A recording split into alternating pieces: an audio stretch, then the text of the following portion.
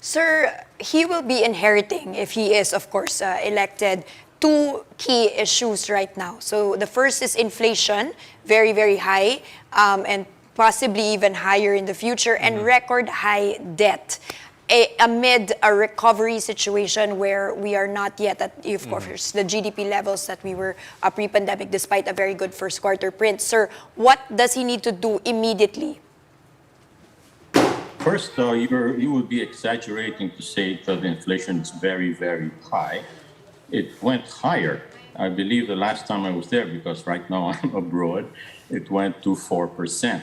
Now compare that to the United States inflation rate, which is at a record high, highest in 40 years of 8.5%. Yes, we do have a a debt to GDP ratio that is higher than it's been over the past at least 2 years, largely because the government had to finance the economy while it was on lockdown. And therefore, you have a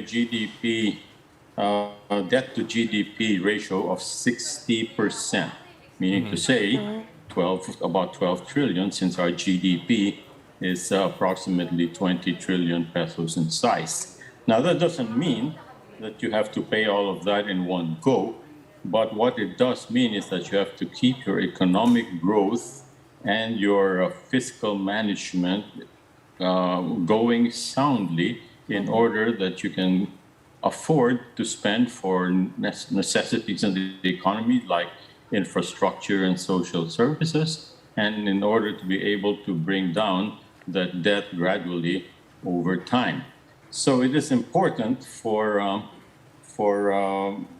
BBM to use as a platform what has been left behind when he takes over.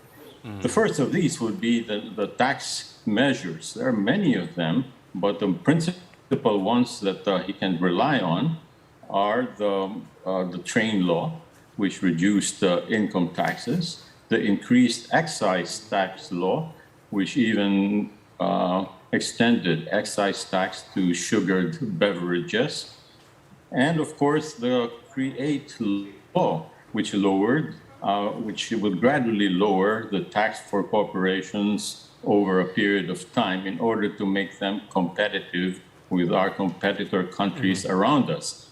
All three of these, if used properly and not reversed, are going to attract investments. Investments will create jobs, and it will create a widening tax base in order for him to have the capability to reach the target this year of 6 to 7% in growth of GDP. But, as we say, that's not all. The administration also passed 3 key laws.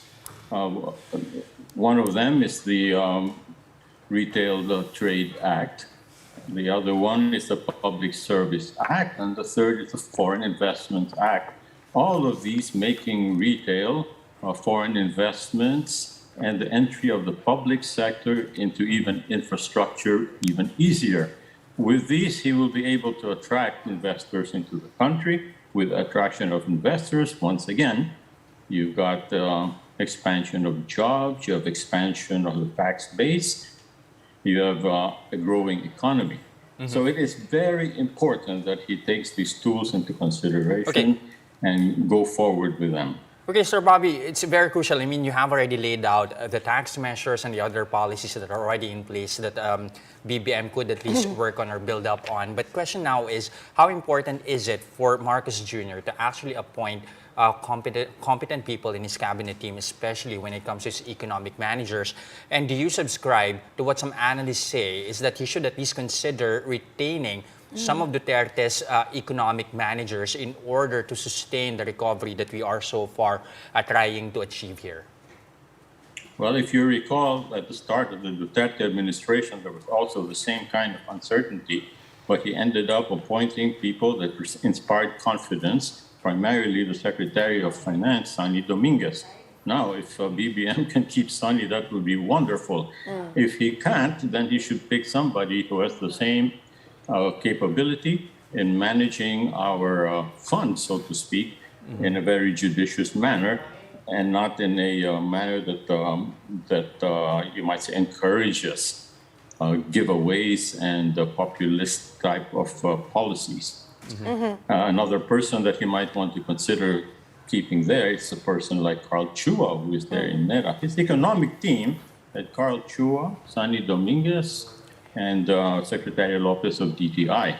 If he can keep them, wonderful. If he can't keep them, then it is expected and hoped that he will come up with names that are as good as these people, and therefore will be able to move forward with a good economic management. You see, an economic management team is very important for a president, but that economic team must also have a president that is strong enough to push a valid and sensible economic agenda forward and support sensible policies.